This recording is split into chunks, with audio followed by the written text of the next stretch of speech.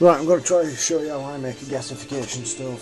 I bought a set of 3 of these coffee tins from Asda this morning, and I use the Big Soup Heinz tins.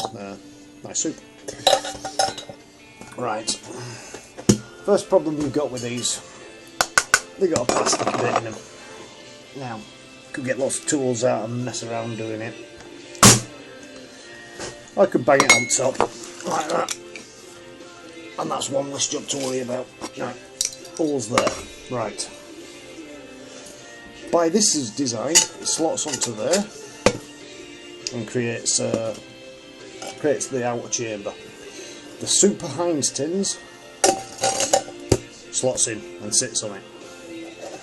Now I'll try to show you that, the geekier bits. Right, this basically sits in there, and as you can see, there's a chamber there.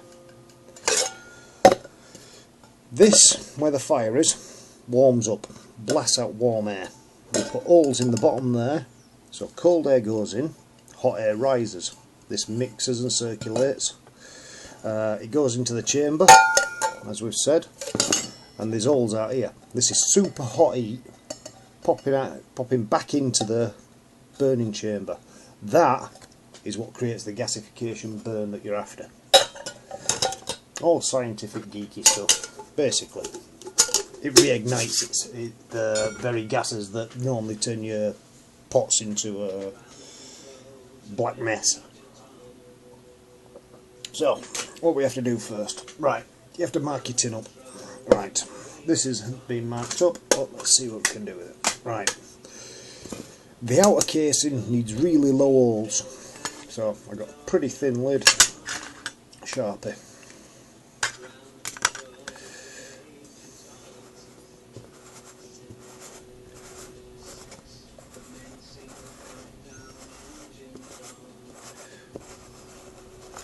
Right, full ring round that, all done. Right, on this tin, you do the same thing. As you can see, put the tin together, put the Sharpie on top, same again, mark it up. The outfeed of the burn, turn it upside down, no tin lids, straight Sharpie, doing its thing. All your rings are made, 3 basic rings. Right, marking where your drill holes are going. Right. Right, if you can see this, I've got one of the cut mats with the scale on it. You can see my blue marks here. There's one there and one there. So you can tell I've done this one before. Right. Hold it there. Right, make a blue mark there. Spin it round. Now, that blue mark you've made is at a right angle of it.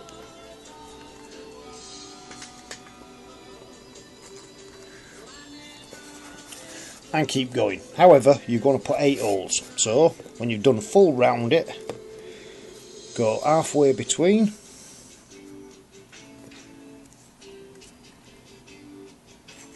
And start marking again. That'll give you 8 basic holes.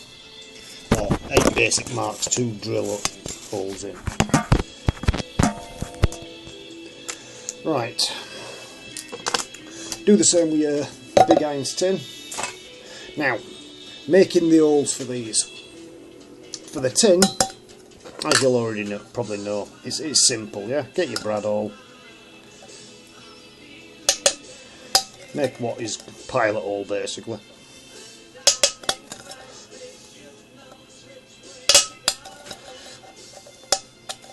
All the way around. That's 8 holes. I may end up putting 16 holes in this one. Right. Mark up your top end. It's the exact same way every time.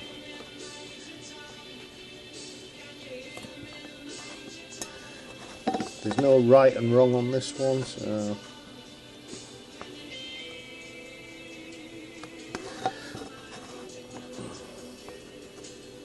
right, must confess I've got to that phase where I can pretty much pin it out without my scale, but it's always nice to have a backup. I do my basic 4 normally, and then I look for in between.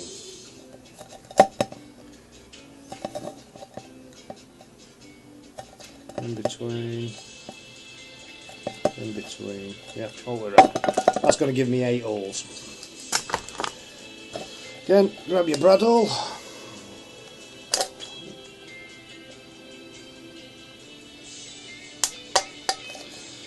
and pilot holes again. Okay, right. Drill, standard battery drill, nothing special about it. Right, the top holes need to be pretty small, so pretty small drill bit. Not micro small, just smallish.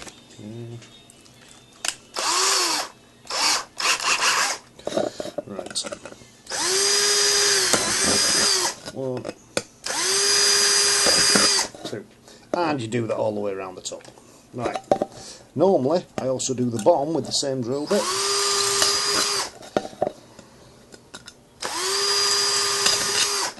Then change drill bits and go a little bit bigger. That one's about 2 mil. That one's about 3.5. Again, not massively important, as long as there's some hot coming out of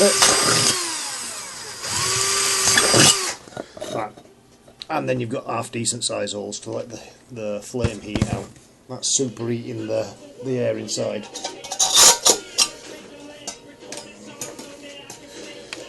When you've done, it'll look roughly like that. Bigger holes at the bottom, smaller holes at the top.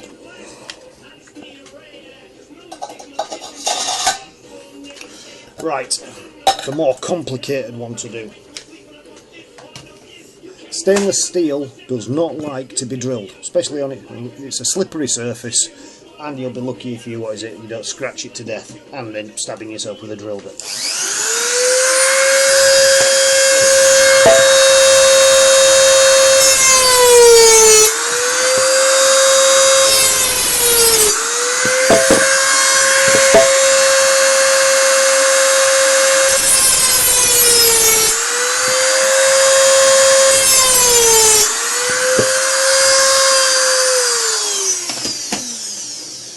As you can see, I've just used a Dremel there and I've put a little cross in it. That means my drill bit will have something to grab hold of, so you won't be slipping all over and just making it look a mess.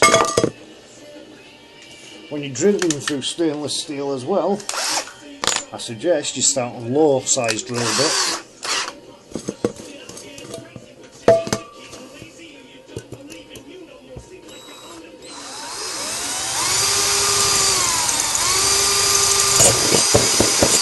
Start with a small drill bit.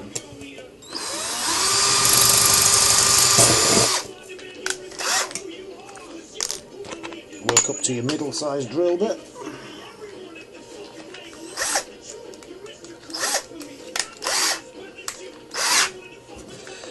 Right, drill that through.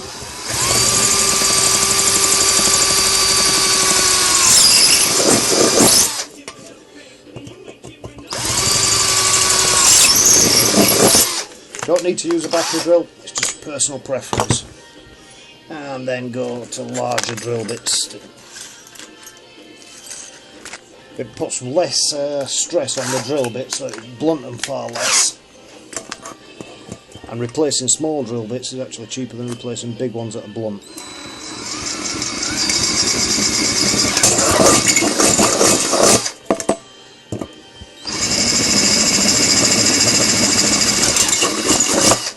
Right, when I built mine, I noticed there wasn't enough incoming ventilation to create a really good gasification burner.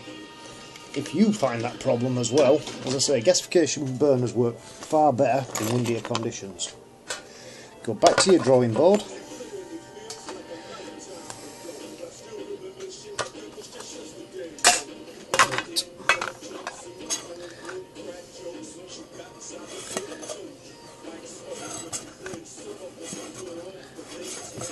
mark a line higher.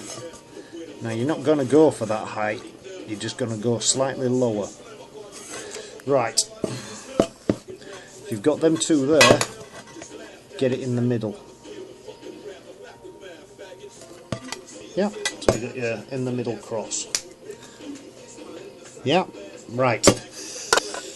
Again, use your Dremel.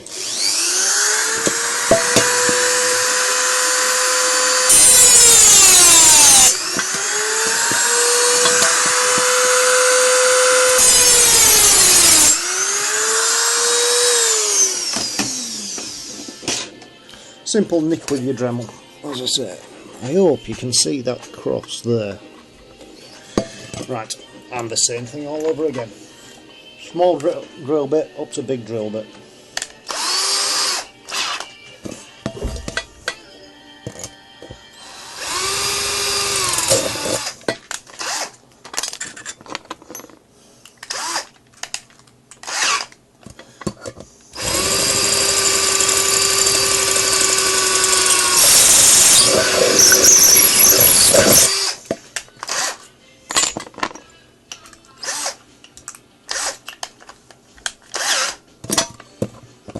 Big drill. And keep doing that all the way around. Now you've got the 3 drill bits. Get all the way around.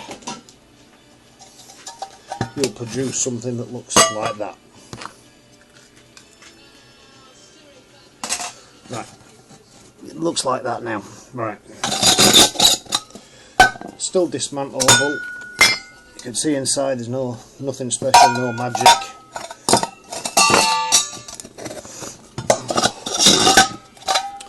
Right, and that's your gasification burner made. Very simple thing to do. Right, when you're lighting a gasification burner, I would recommend you fill the bottom inch with a lot of sticks, and then try to get hold of a mess spray bottle. Give it 5 sprays, fill it up with sticks, couple of sprays of meth, set fire to it. Give it a couple of minutes to warm up, give it a couple of blows, you've got a roaring fire. In a separate video I'll show you how to make a stand for this type of thing. I'm going to do a multi-stand clip. Have a go, it's very simple. I hope you enjoy it.